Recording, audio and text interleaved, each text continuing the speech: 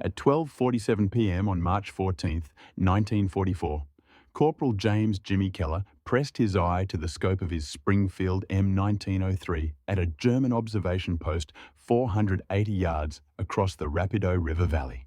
The target stood in what should have been perfect cover, a reinforced concrete bunker with firing slits offset from any direct line of sight.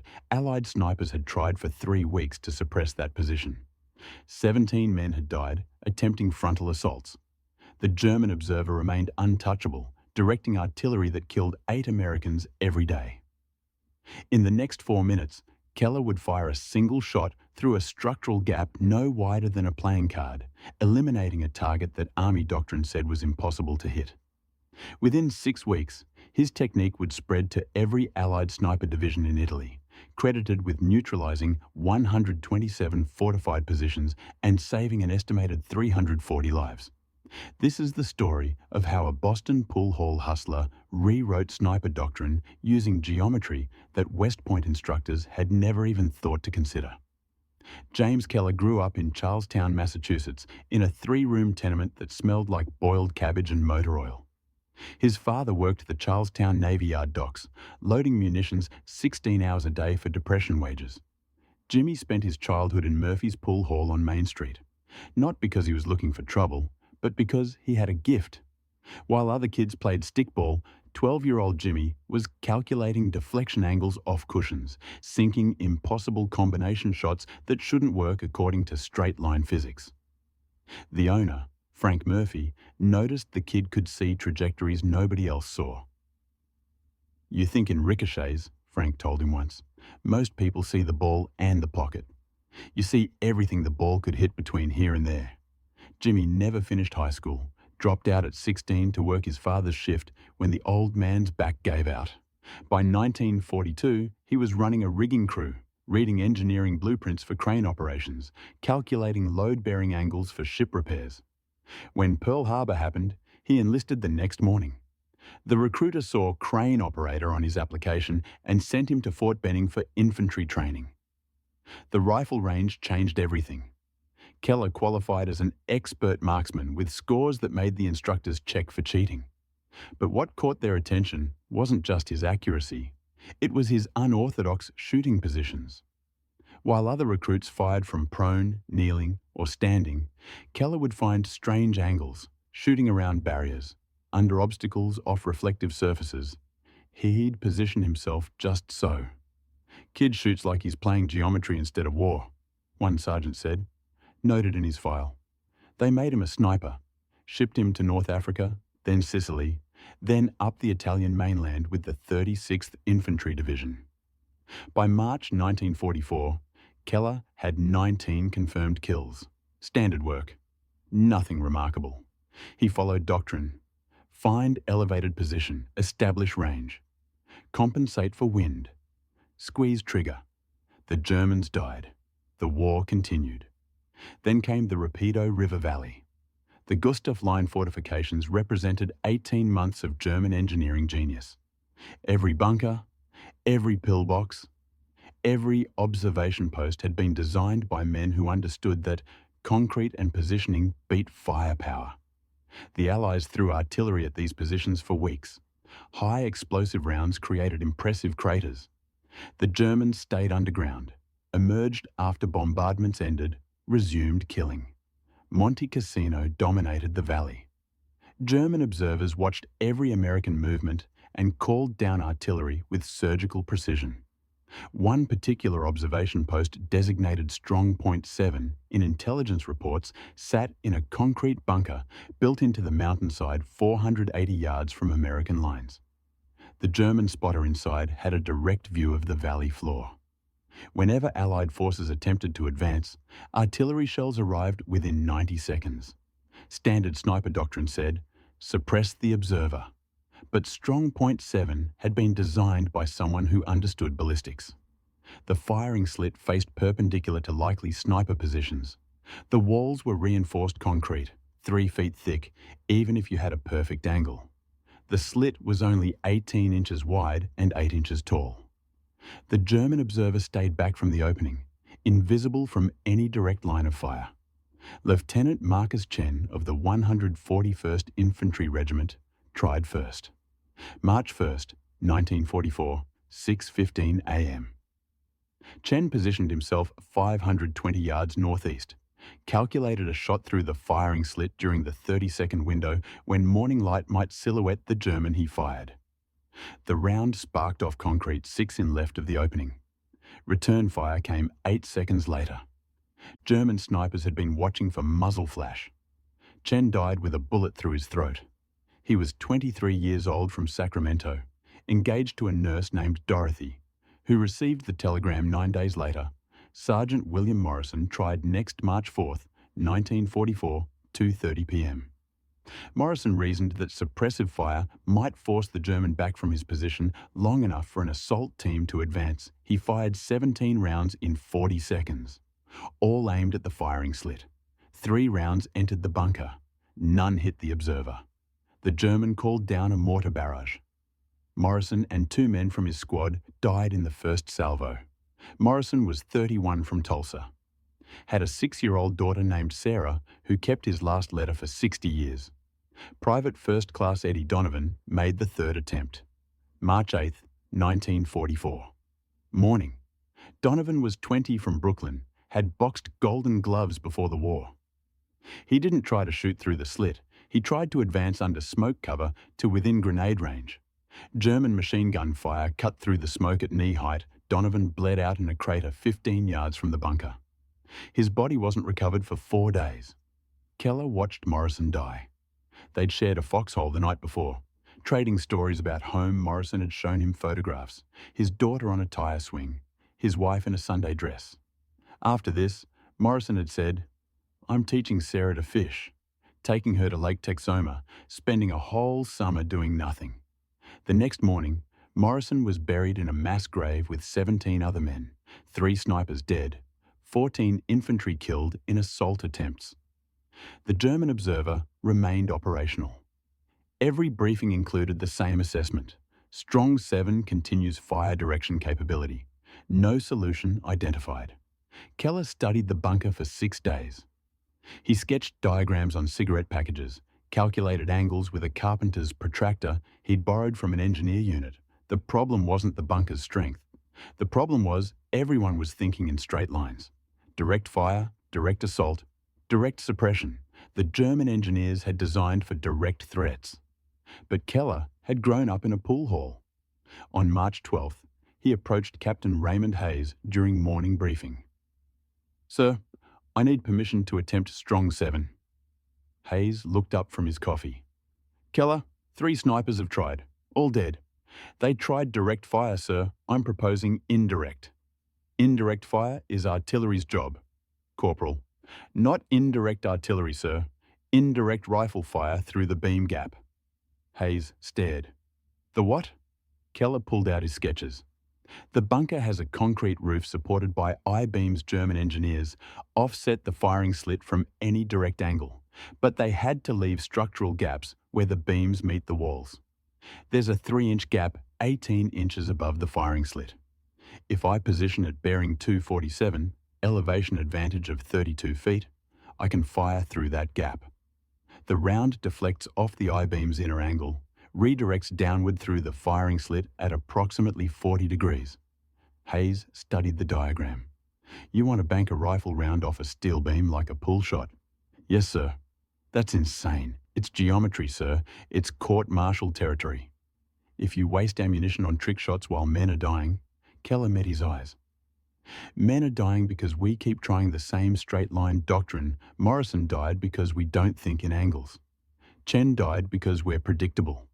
Donovan died because we're out of ideas." Hayes was quiet for 30 seconds. "Finally, you get 1 shot. Corporal 1. If you miss, you're back on standard patrol. If you hit, we'll talk. If you get killed trying, I'll write your mother a letter explaining you died, attempting something that shouldn't work." "Understood, sir." Hayes turned back to his maps. Dismissed. Keller spent that night calculating. The beam gap was 3 inches wide. At 480 yards, that was a target window smaller than a quarter. The deflection angle off the I-beam's inner surface would redirect the round approximately 43 degrees downward if he hit the precise point where beam met wall. The German observer would be standing roughly 6 feet back from the firing slit, standard doctrine for protected observation.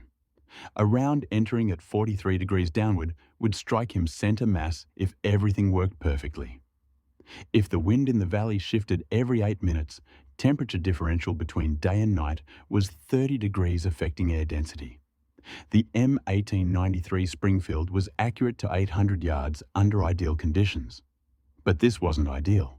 This was attempting to thread a needle from 5 football fields away, then bank that needle off steel at precisely the right angle to kill a man he couldn't see. March 14th, 1944, 11:15 a.m. Kelleher moved into position. He'd chosen a shattered farmhouse 480 yards from Strong Point 7 at bearing 247 degrees, exactly as calculated. The position gave him elevation advantage, 34 feet above the bunker, close enough to his calculation. He cleared debris from a second-floor window, created a small opening in the rubble, positioned himself prone. The smell hit first. Aviation fuel from a burned-out truck nearby, mixed with the sweet, rotten odor of week-old corpses in no man's land. The stone floor was cold against his chest, despite the afternoon sun. His hands smelled like gun oil and the eggs he'd eaten for breakfast.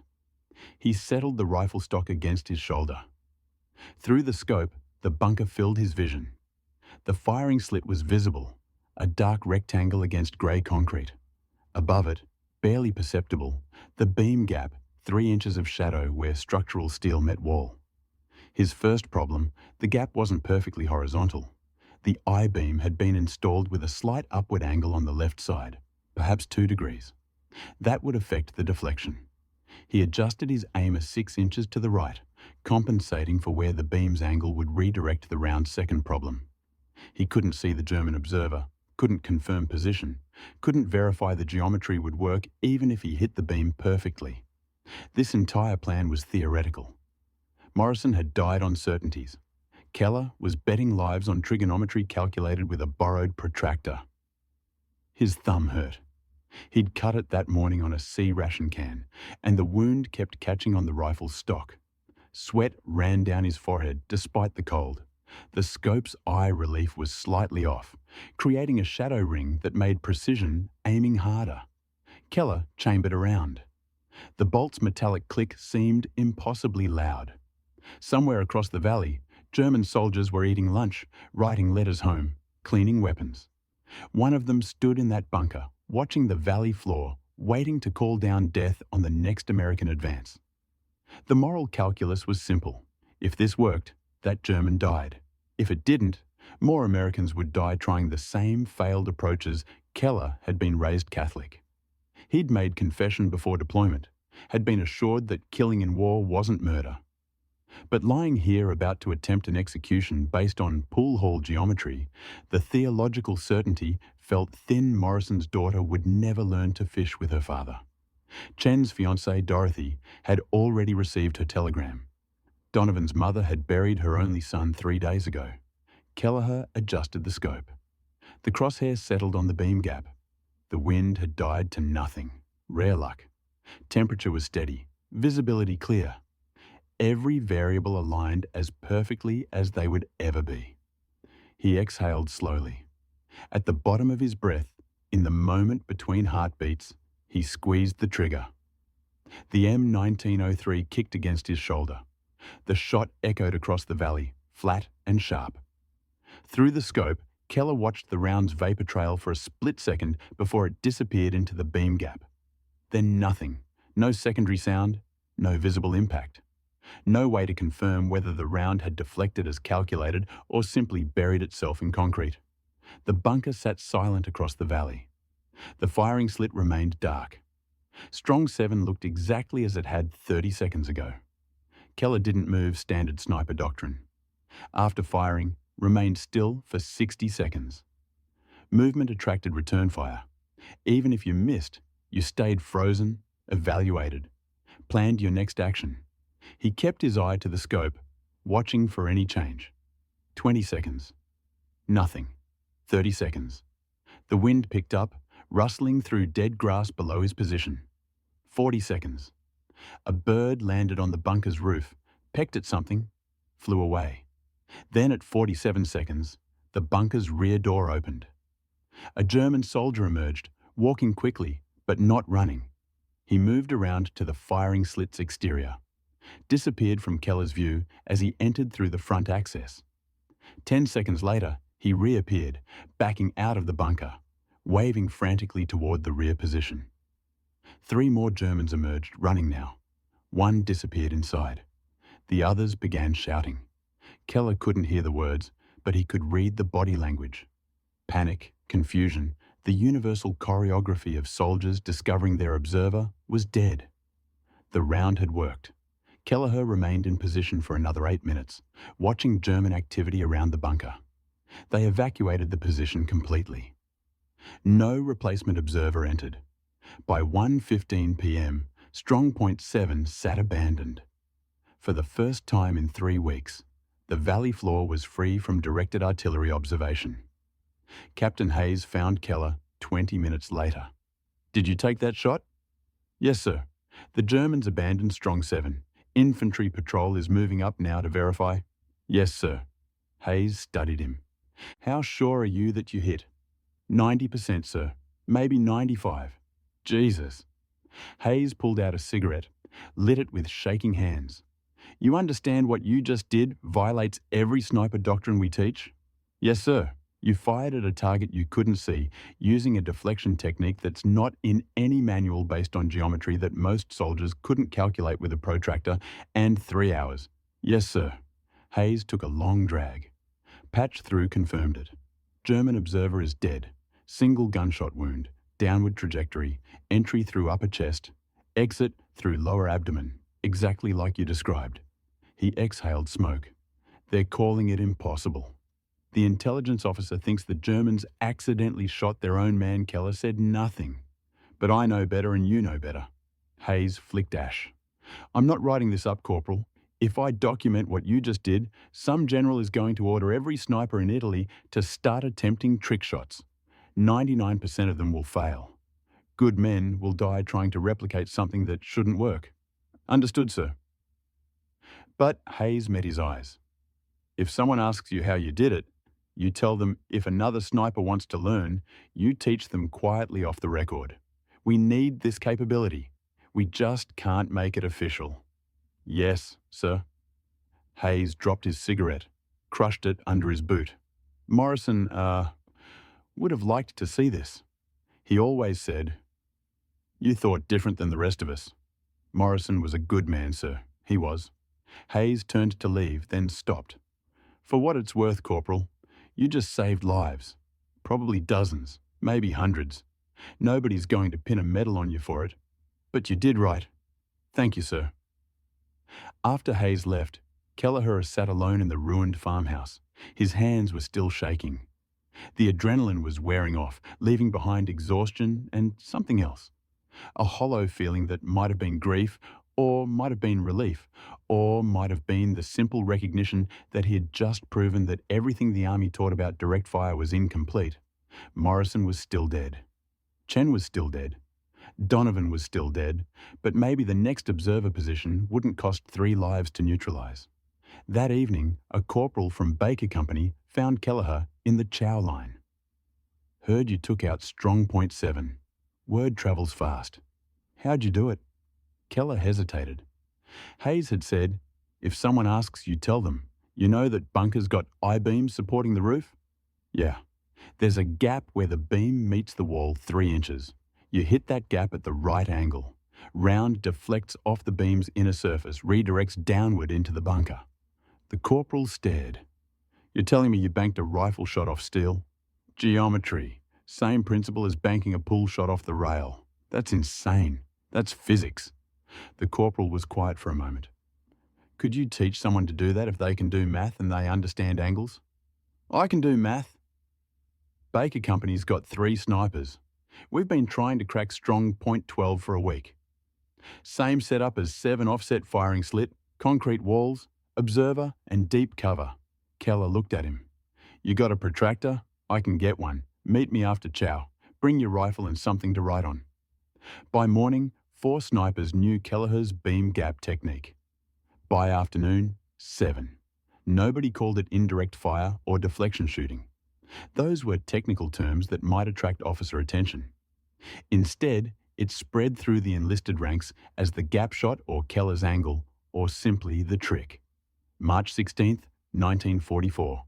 Baker Company's Sergeant Thomas Riley attempted strong .2 German observation bunker. Reinforced concrete offset firing slit. Identical construction to strong .7. Riley had spent 2 hours with Keller the night before, learning to identify structural gaps, calculate deflection angles, adjust for beam positioning. Riley took his shot at 2:47 p.m. from 510 yards. The round entered the beam gap, deflected off an I-beam, struck the German observer in the head. Strong .12 went silent. Baker Company advanced 400 yards that afternoon without taking artillery fire. That evening, every sniper in the 36th Infantry Division wanted to know how Riley had done it. The technique spread without documentation, no official reports, no training memoranda, no engineering analysis, just whispered conversations in foxholes, crude diagrams sketched in dirt, snipers teaching snipers the geometry their instructors had never considered. By March 20th, 15 snipers were attempting beam gap shots. 8 had succeeded. 7 had missed but learned from their failures, adjusted their calculations, prepared to try again.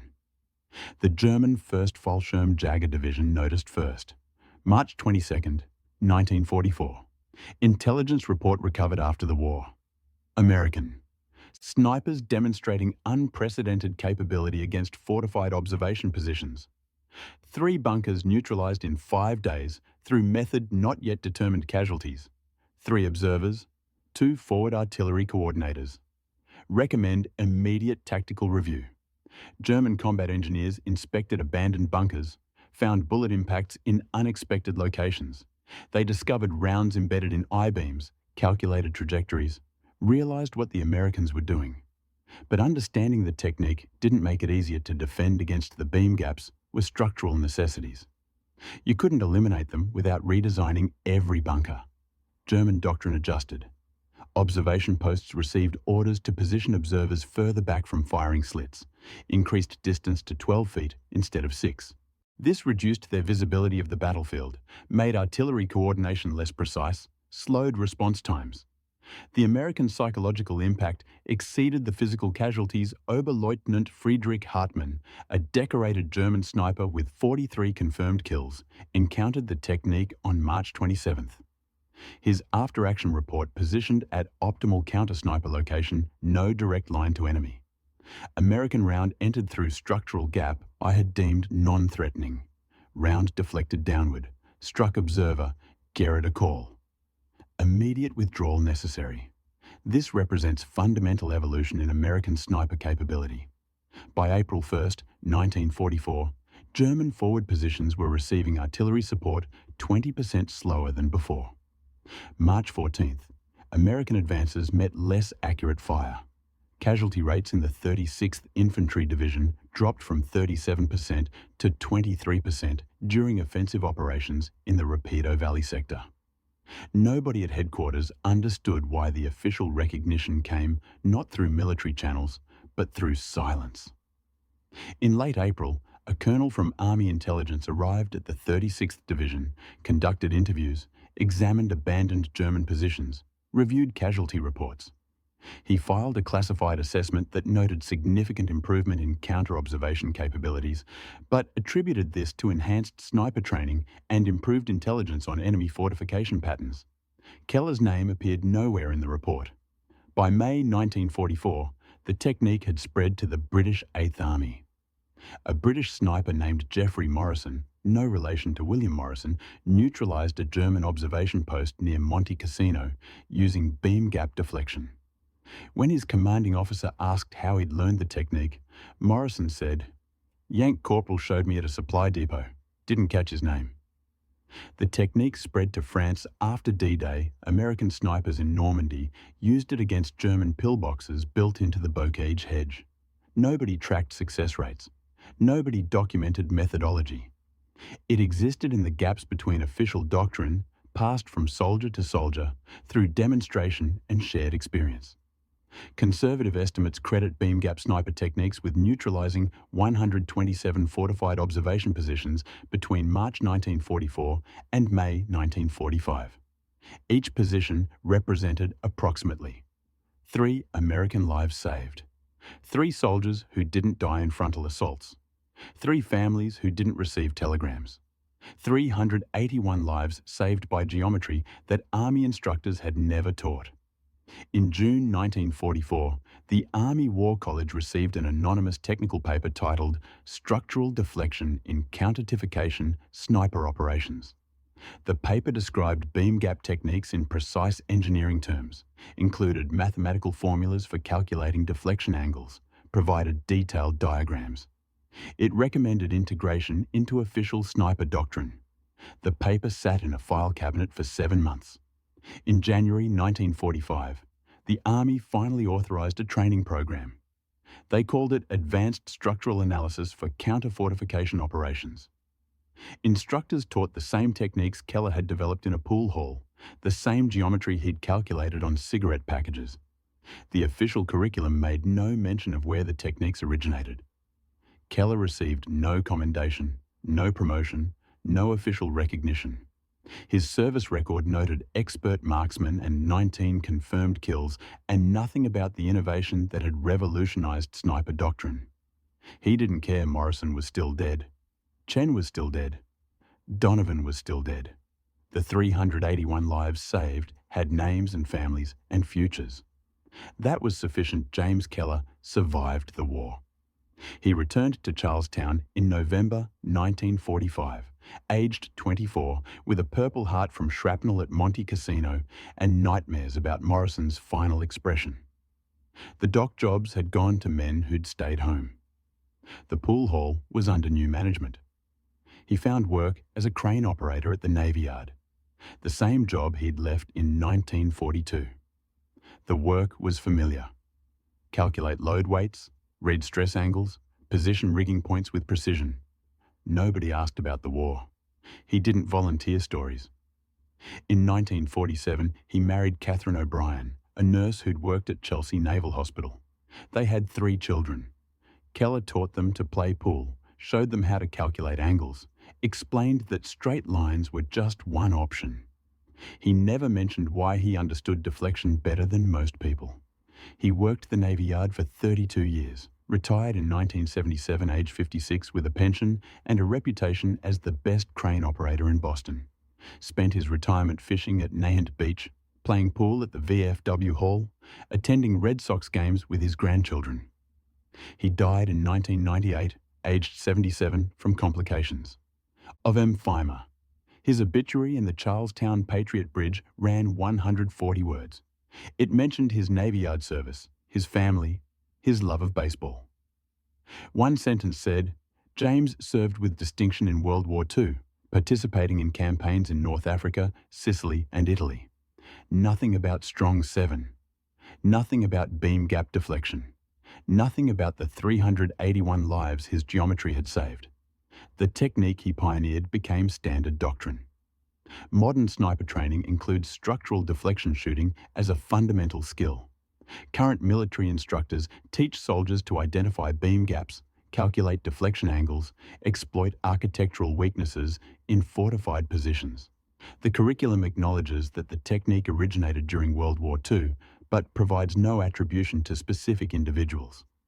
In 2003, a military historian named Dr. Patricia Williamson researched sniper innovations in the Italian campaign. She discovered references to gap shooting in German intelligence reports from March 1944.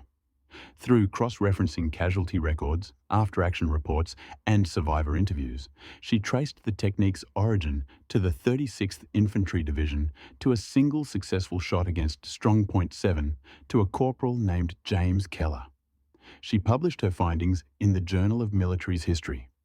The article ran 14 pages. Nobody from Kelleher's family saw it. His widow had died in 2001. His children didn't read military history journals. The innovation that saved hundreds of lives, that revolutionized sniper doctrine, that spread across armies and continents, had originated with a Boston dock worker who'd learned to think in angles while playing pool for quarters. That's how innovation actually happens in war. Not through official channels, not through engineering committees, not through doctrine review boards, through exhausted corporals who've watched their friends die, who can't follow orders that don't work anymore, who risk court-martial to attempt something that shouldn't be possible, through men who understand that rules are written by people who weren't there.